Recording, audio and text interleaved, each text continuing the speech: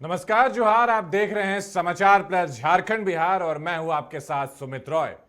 19 जून 2024 को झारखंड की चंपाई सरकार एक प्रस्ताव को पारित करती है और अगले ही दिन से पूरे सूबे की सियासी हवा बदल जाती है। प्रस्ताव था राज्य में जातीय सर्वेक्षण कराने का। अब क्या है यह जातीय सर्वेक्षण और सूबे में रह रही तमाम जाति विशेष के लोगों में राज्य के आरक्षण पर क्या कुछ असर पड़ेगा, इस पर देखिए समाचार विशेष।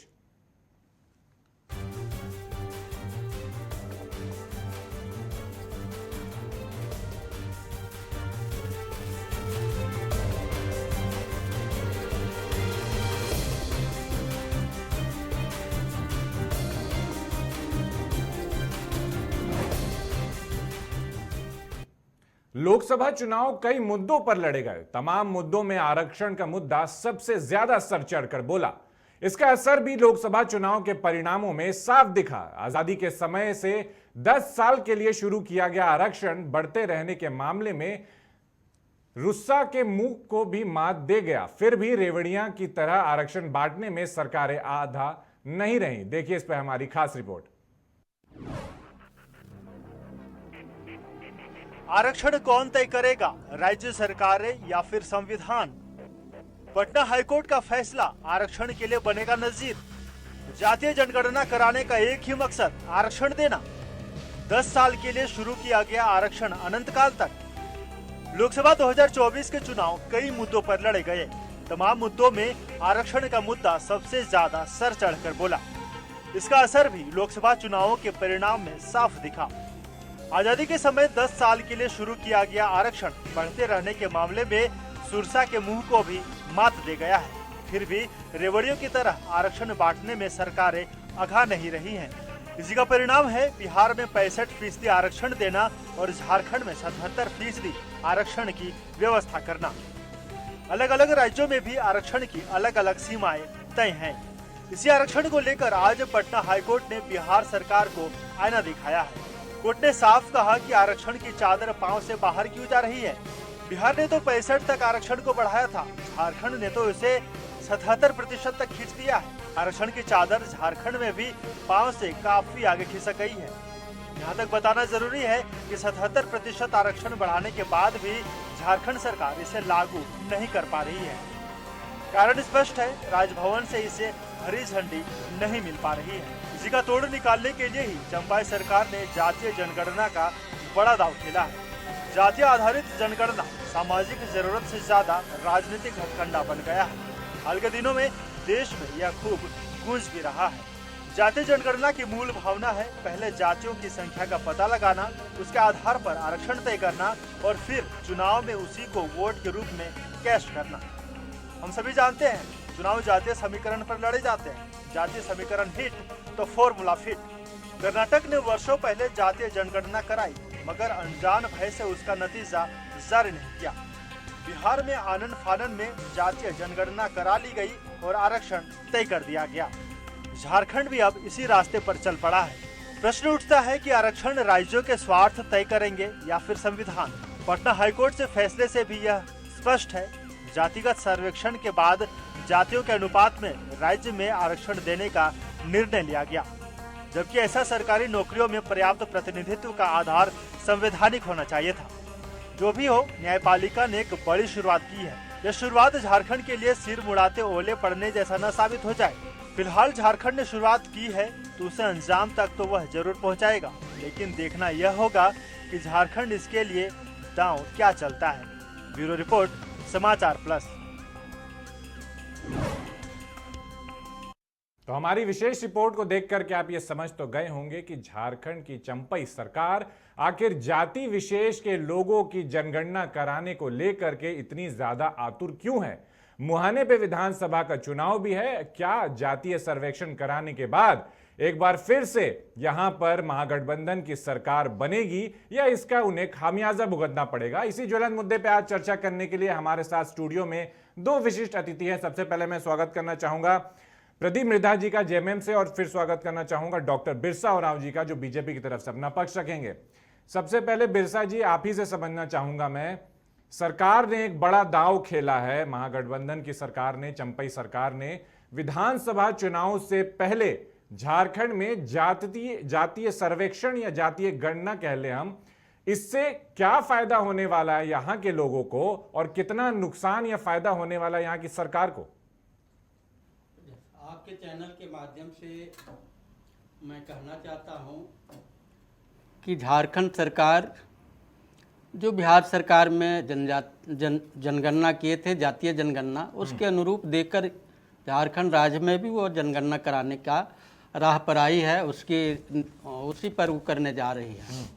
लेकिन झारखंड सरकार को ये भी पता होना चाहिए कि झारखंड शेड्यूल एरिया में आता है।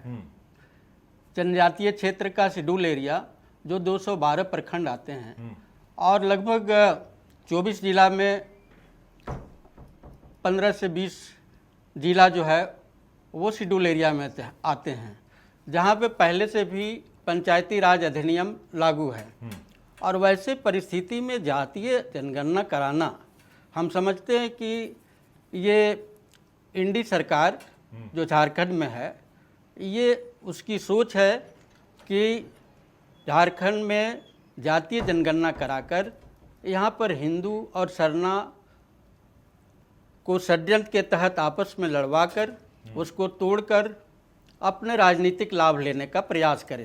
प्रदीप जी, महागठबंधन की सरकार क्या लाभ उठाने के लिए सिर्फ जातीय सर्वेक्षण जैसे बड़े चीज को धरातल पर उतारने की कोशिश में, जुगत में लगी हुई है, या मामला कुछ और है, इसका मोटिव कुछ लॉन्ग टर्म प्लान का है? देखिए, सबसे पहले माननीय मुख्यमंत्री चंपई सोरेन दादा का तो हृदय से आभार करना चाहूँगा कि जातीय जनगणना क्यों जरूरी है, इसके विषय में हम लोग विस्तार पर बात करेंगे। पहले तो दादा को हम बधाई, झारखंड सरकार को बधाई कि ये ज्वलंत मुद्दा जो है उन्होंने ये बीड़ा उठाया है, मैं उनको धन्यवाद देता हूँ। जातीय जनगणना क्यों जरूरी है अभी हम लोग डिस्कस करेंगे, पहले तो बधाई देना चाहूँगा मैं। अच्छा, अगर सभी जाति, जितनी भी जाति है पूरे देश में अगर हम बात करें, लगभग 32-33 जातियां हैं, झारखंड में भी सभी जाति के लोग हैं, तो मुझे तो लगता है कि बिरसा जी से ये सवाल रहेगा कि तो अच्छी बात है कि पता चल जाएगा कि झारखंड में कौन सी जाति के कितने ज्यादा लोग रहते हैं, और उससे ऐसा नहीं कि सिर्फ महागठबंधन को फायदा होगा, उससे बीजेपी को भी सियासी फायदा होगा। उसको पता रहेगा कि एग्जैक्ट नंबर के वोट पोलराइजेशन, वोट कंसोलिडेट करने में, आने वाले चुनाव में किस तरीके से रणनीति बनानी है, किस तरीके से लोगों से जा करके, क्योंकि देखिए आप और हम या फिर तमाम जो शीर्ष के नेता हैं किसी भी पार्टी के, ये बात कह लें कि जाति विशेष की राजनीति हम नहीं करते हैं, तुष्टीकरण की राजनीति नहीं करते हैं, लेकिन पूरे देश में, भारतवर्ष में सिर्फ जाति ही एक ऐसी चीज है जो कभी नहीं जाती है, और जाति के ऊपर सारा समीकरण बैठा रहता है। तो ये तो अच्छी बात है ना बिरसा जी की, पता चल जाए कितने लोग रहते हैं यहाँ पे। जी हाँ, ऐसा मेरा मानना है कि झारखंड प्रदेश में लगभग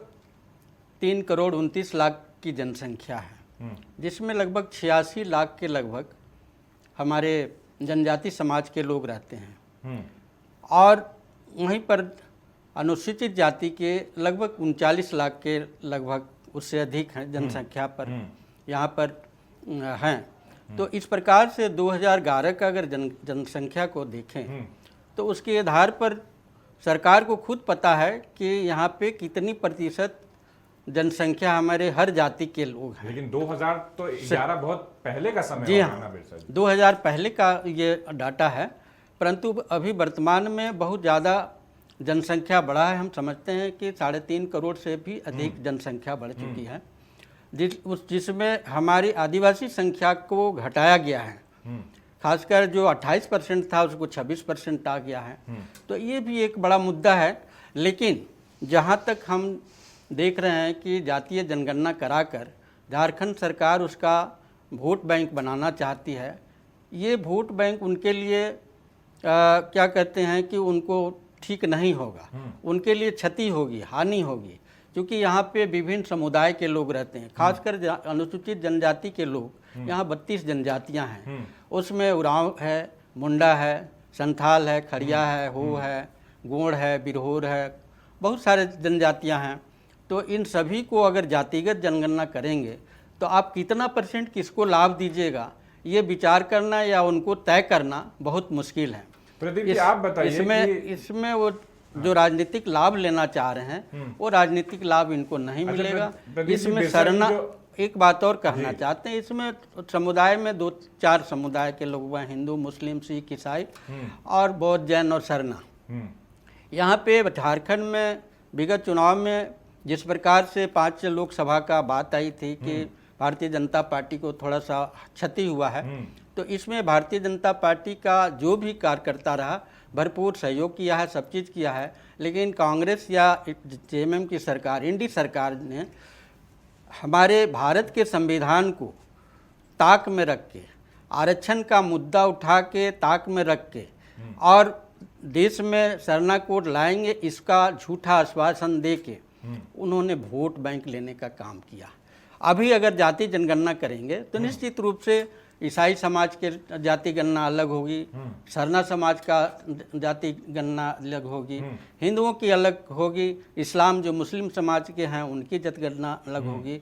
तो जिसकी भागीदारी कितनी होगी, क्या होगी, वो तय करना इंडी गठबंधन को काफ़ी मशक्कत करनी पड़ेगी। तो हमारा कहना है कि हमारे ईसाई जो समाज के लोग हैं और सरल समाज के लोग हैं इनको बांटने का काम कर रहे हैं। अच्छा प्रदीप और इससे राजनीतिक लाभ लेने का देखिए, प्रयास बांटने कर रहे हैं। का डॉक्टर साहब, ये बांटने का नहीं, पूरा देश जानता है कि अगर जाति की कोई राजनीति या तुष्टीकरण की राजनीति करता है तो वो भारतीय जनता पार्टी है।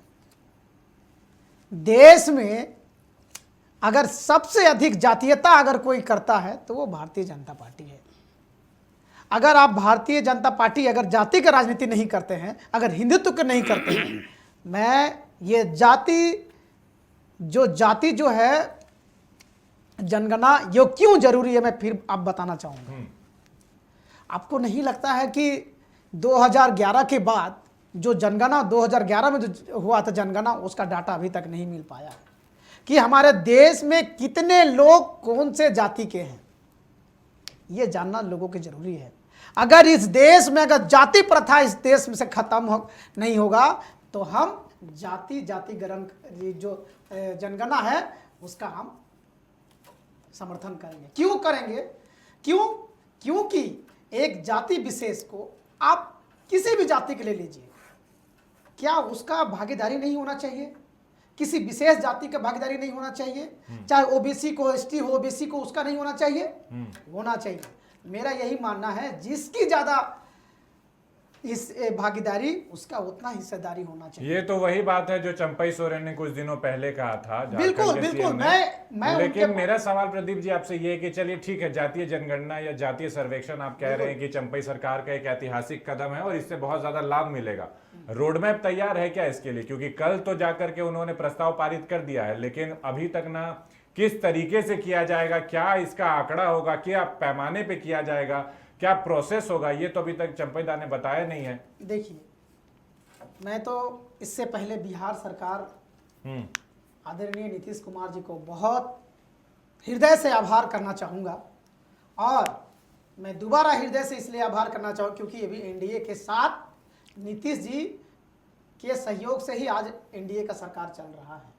तो उनकी तो जातीय जनगणना जो उन्होंने कराया आज रद्द कर दिया हाई कोर्ट ने, और वही सेम केस झारखंड में भी होने वाला है। अभी जो है आरक्षण, ये जातीय आरक्षण का विरोध नहीं कर रहे हैं लोग।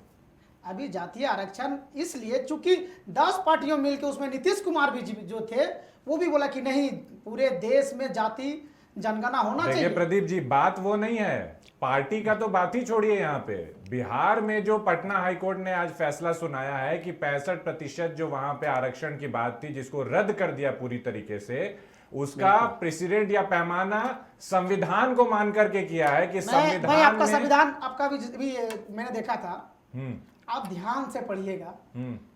संविधान 10 साल के लिए नहीं बना था आरक्षण, ठीक है, आरक्षण जो 10 साल के लिए नहीं बना था, ठीक, एकदम ध्यान से पढ़ लीजिए।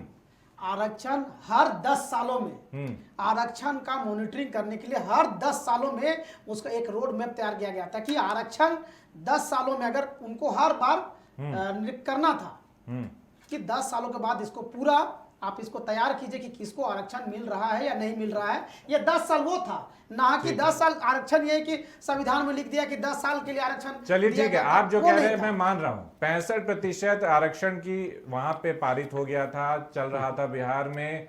अब बताइए कि कंडीशन जो संविधान का पैमाना मानते हुए, क्योंकि आप जिस तरीके से कह रहे हैं कि जिसकी जितनी भागीदारी उसकी उतनी हिस्सेदारी, होना चाहिए। अब झारखंड में भी वही मामला आएगा जो बिहार में भी हुआ, क्योंकि संविधान में जातियों को लेकर के और आरक्षण को लेकर के, जातियों को लेकर के एक सर्टेन क्राइटेरिया पहले से दिया हुआ है, उसको आप सुपरसीड नहीं कर सकते हैं, कोई भी राज्य नहीं कर सकता है। तो अपने मन से बोल देना कि हम 65% देंगे, 70% देंगे, 77% देंगे, ये तो आप किसी ठगने वाली बात हो रही है। झारखंड और बिहारी ऐसा राज्य नहीं है।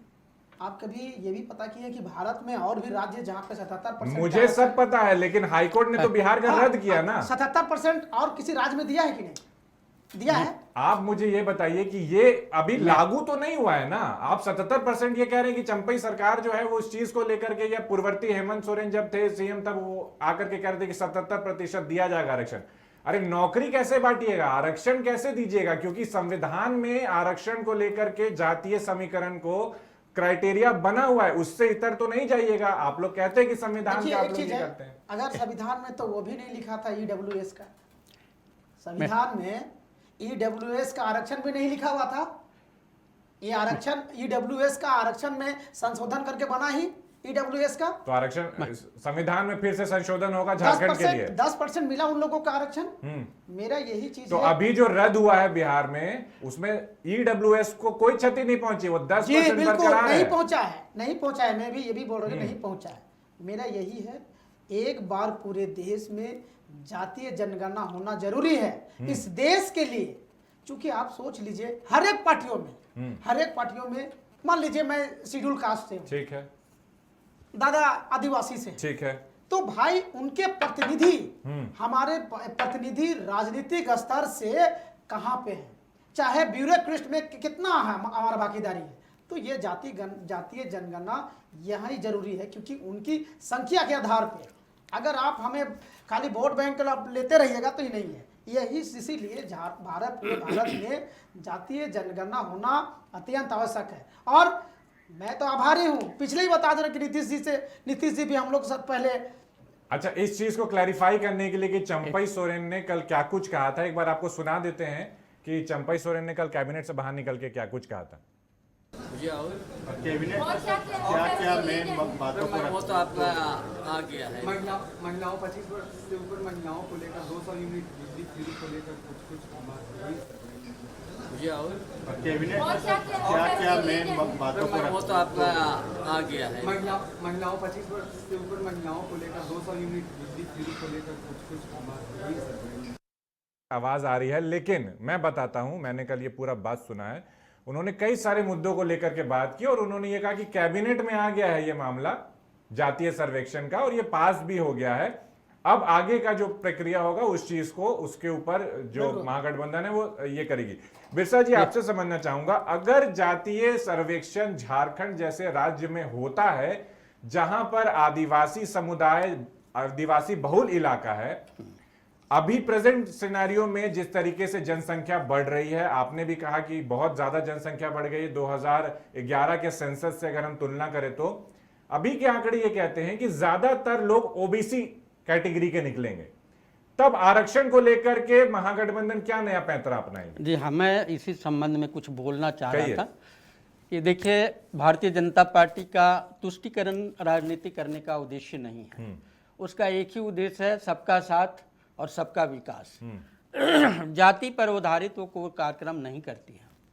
आज जो पूरे देश में जो भारत सरकार के द्वारा गरीब जनता के लिए जन कल्याण योजनाओं के द्वारा उसको मुफ्त राशन 5 किलो के लिए वितरण किया जा रहा था। किसान सम्मान निधि के तहत 2000 प्रति किसानों को दी जा रही है। उसके साथ जो पहला घोषणा, जो प्रधानमंत्री भी नए प्रधानमंत्री बने, उसके बाद प्रथम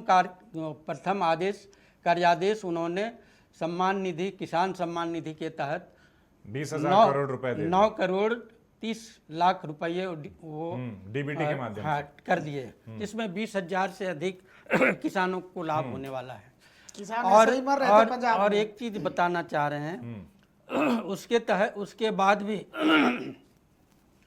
जो आयुष्मान है, जो 5 लाख की चिकित्सा की सुविधा है, वो भी 5 लाख सभी के लिए है, न कि किसी जाति विशेष है। मेरा कहने का मतलब है कि किसी जाति जनगणना के आधार पर वो तय नहीं किया गया है कि 5 लाख रुपया में किस जाति को कितना मिलना चाहिए।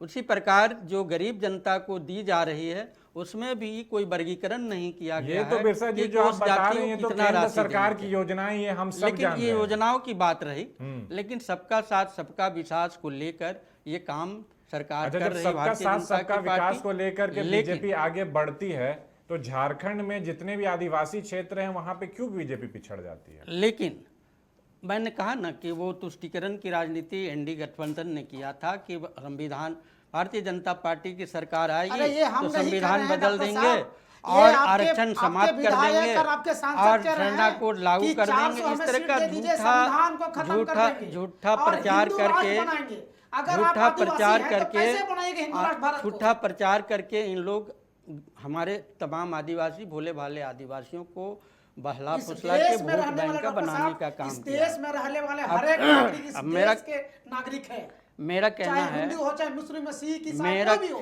मेरा प्रदीप जी कहना बोलने है दीजिए, हाँ। कि यहाँ पर भारत में वर्ण व्यवस्था की व्यवस्था है। वर्ण व्यवस्था में हम सभी लोग आते हैं।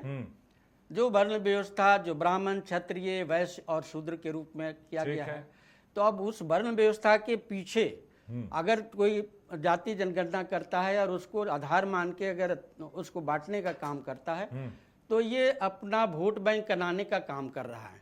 लेकिन इस तरह का वोट बैंक और जाति जनगणना करके अगर झारखंड की सरकार चाहेगी कि हमको लाभ मिलेगा, विधानसभा में चुनाव में हमको लाभ मिलेगा, ये मिलने वाला नहीं है। बिहार की राजनीति में जिस प्रकार से जनगणना किया गया, जहाँ पे हमारे तेजस्वी यादव और नीतीश कुमार जी साथ में थे, जाति जनगणना करने के बाद सभी जाति के लोगों का जितना परसेंट था सभी लोगों ने अपना अपना दावेदारी पेश किया कि हमको ये इतना सीट मिलना चाहिए, हमको इस सीट बनना चाहिए, हमको इतना सीट मिल। तो जब अल्पसंख्यक है, जो कम संख्या है, उसको प्रतिनिधित्व कहाँ मिलेगा? इसको कौन फैसला करेगा? इसलिए जाति जनगणना करने से राजनीतिक लाभ नहीं मिलने वाली है सरकार को। ये भारतीय जनता पार्टी की सरकार है कि सबको लेके चलती है और सबके लिए काम करती है, विशेषकर आदिवासी समाज को। बिरसा जी, विशेषकर आपको नहीं आदिवासी लगता ये समाज बात को। कि अगर झारखंड में जातीय पार्टी लाइन से इतर होकर के बात कर रहा हूं ठीक। मैं, आप बीजेपी को ये मत कीजिए और प्रदीप जी आप भी अभी जेएमएम की तरफ से मत सोचिए, ठीक एक है। जनरल पर्सपेक्टिव से सोचिए कि झारखंड में अगर ये पता चल जाता है कि कितने प्रतिशत कौन सी जाति है, तो ये तो दोनों पार्टियों के लिए, दोनों अगर सरकार किसी की भी बनती है तो ये तो बहुत आसान होगा ना समझना कि किस जाति विशेष को क्या प्रॉब्लम है, क्या उनकी समस्याएं हैं, कैसे उन तक वो उस चीज का लाभ पहुंचाना है, सरकार की जो योजनाएं बनती हैं वो किस तरीके से उनसे लाभान्वित हो सकते हैं। तो ये तो बहुत इजी प्रोसेस हो जाएगा, इसमें दिक्कत क्या है? इसमें मेरा कहना है कि ठीक है, जाति जनगणना का विरोध में मैं नहीं जा रहा हूँ। जाति जनगणना का मैं कोई विरोध नहीं कर रहा हूँ। जाति जनगणना होनी चाहिए, लेकिन जब सरकार की प्रतिनिधित्व की बात आएगी, जैसे कि आपने कहा कि उसको कितना परसेंट प्रतिनिधित्व मिलना चाहिए या और को कितना मिलना चाहिए, यहाँ तो बहुत सी जनजातियाँ हैं जिसका प्रतिनिधित्व 0 है। जैसे यहाँ पर झारखंड में 32 जनजातियाँ हैं, उसमें सबसे पिछड़ा है बिरहोर समाज, पहाड़िया समाज और जो पिछड़े तबके के लोग हैं, तो उनकी जनसंख्या हजारों में होगी, लेकिन उसको प्रतिनिधित्व या उसका विकास तो नहीं हो पा रहा है। हम सरकार से आग्रह करते हैं कि वैसे समाज के लोगों के लिए आप योजना बनाइए और वैसे लोगों को आप आगे विकास की रास्ते में लाने के लिए उसका 5 साल पहले तो आपकी सरकार थी, डबल इंजन की सरकार थी, तब आपने बिरहोर जाति और पहाड़िया जनजाति के लिए कौन सी योजना बना दी थी? देखिए, बिरहोर और पहाड़िया जनजातियों के लिए उनको शिक्षा के क्षेत्र में उन लोग को एकलव्य विद्यालय और शैक्षणिक विद्यालय बनाकर उन लोगों को शिक्षा के क्षेत्र में जोड़ने का प्रयास किया गया। साथ में रोजगार के लिए, स्वरोजगार के लिए उन लोग को सरकार के द्वारा पूंजी मुहैया कराया गया, बैंक के द्वारा दिया गया। उनकी घर और उनकी व्यवस्था को सुधार करने के लिए जन कल्याणकारी योजना का जो लाभ था उसको देने का काम किया गया। ऐसा नहीं है कि उन लोगों को छोड़ दिया गया। अभी नल जल और पानी का जहाँ पर व्यवस्था नहीं है वहाँ पर जल मीनार बना के जल नल और जल देने का प्रयास किया जा रहा है।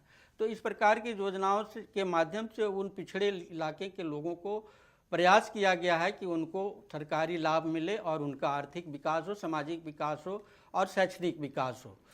तो ये इस तरह का कार्य भारतीय जनता पार्टी का किया है और हम लोग प्रयासरत हैं कि वैसे पिछड़े इलाके के लोगों को किस तरह से हम शिक्षा के माध्यम से, रोजगार के माध्यम से और उसका आर्थिक विकास कैसे हो, उन सभी को हम लोग भी एक योजना के तहत जो भारतीय जनजाति मंत्रालय है उसके तहत योजना बनाकर वैसे लोगों को लाभान्वित करने का हम लोग कार्य करने जा रहे हैं।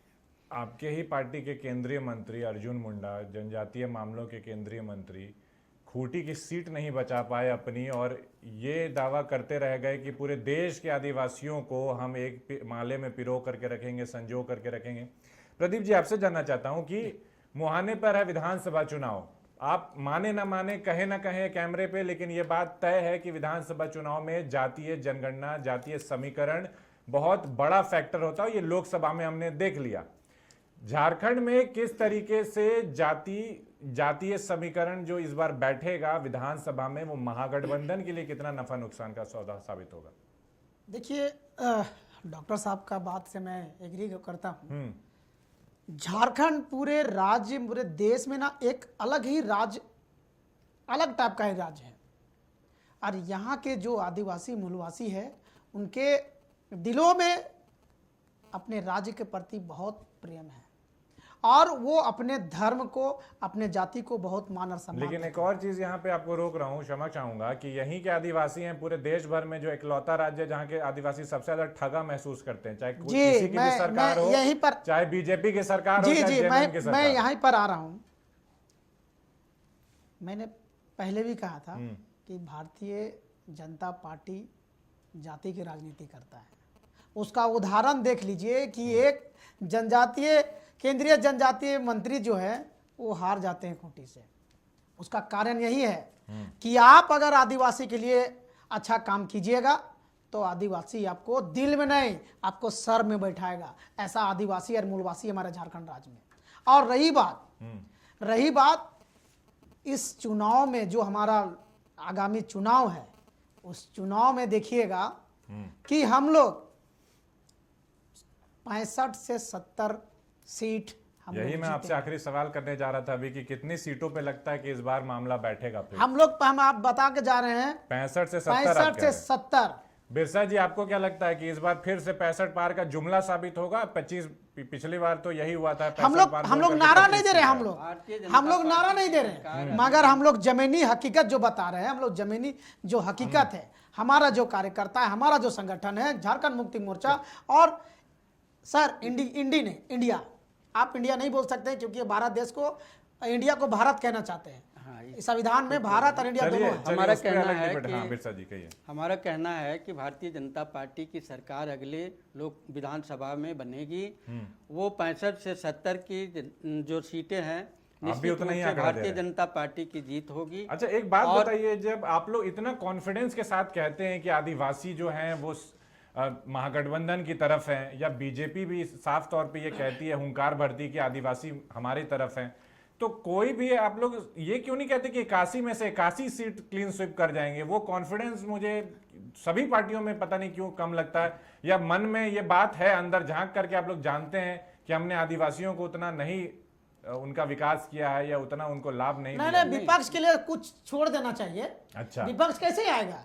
तो भैया, अरे वहां पर कुछ लोग को रहना ना होगा, विपक्ष रहना ना होगा। पहले तो मैं ये कहना चाहूंगा कि देखिए, चुनाव में हार जीत होती है, मुद्दे बहुत तरह के होते हैं और उस मुद्दे पर बहुत सारे मुद्दे ऐसे होते हैं जो बिल्कुल मन को पेलने करने का, मनोवैज्ञानिक जो दबाव पड़ता है, उस तरह के मुद्दे को कभी कभी लाया जाता है और उसके चलते वोट बैंक का बिखराव होता है।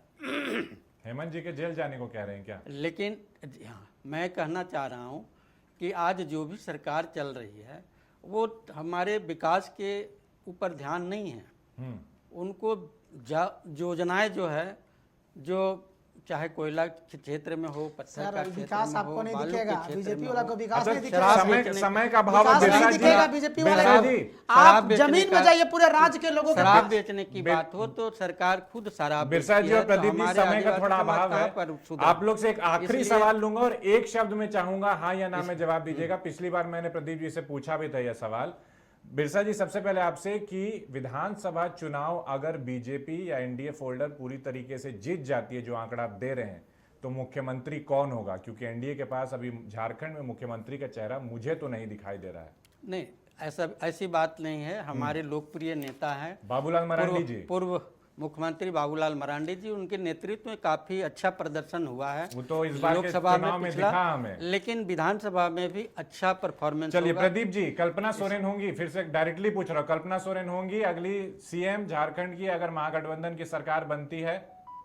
हेमंत सोरेन, आप हेमंत सोरेन को वापस लेकर के आ रहे हैं? एकदम बिल्कुल हेमंत सोरेन को वापस चलिए ठीक है, तो हेमंत सोरेन कमान संभालेंगे झारखंड की, कल्पना सोरेन या फिर बाबूलाल मरांडी या कोई चौथा चेहरा होगा जो झारखंड के शीर्ष नेतृत्व की तरीके से पूरे राज्य को लेकर के चलेगा? ये तो आने वाला वक्त बताएगा। लेकिन फिलहाल झारखंड में जातीय सर्वेक्षण को लेकर के आपके मन में भी अगर कोई पशुपेश और दुविधा है तो हमारे तमाम सोशल मीडिया जो भी प्लेटफॉर्म है उस पर हमें कमेंट करें और ये पूरे वीडियो को जितना ज्यादा हो सकता है आप उसको शेयर करें, क्योंकि जातीय सर्वेक्षण आपके लिए कितना जरूरी कितना नहीं जरूरी ये वीडियो देख करके आपको पता चल जाएगा। फिलहाल समाचार विशेष में मुझे दीजिए इजाजत, लेकिन झारखंड बिहार की तमाम छोटी बड़ी खबरों की अपडेट के लिए देखते रहिए समाचार झारखंड बिहार। नमस्कार।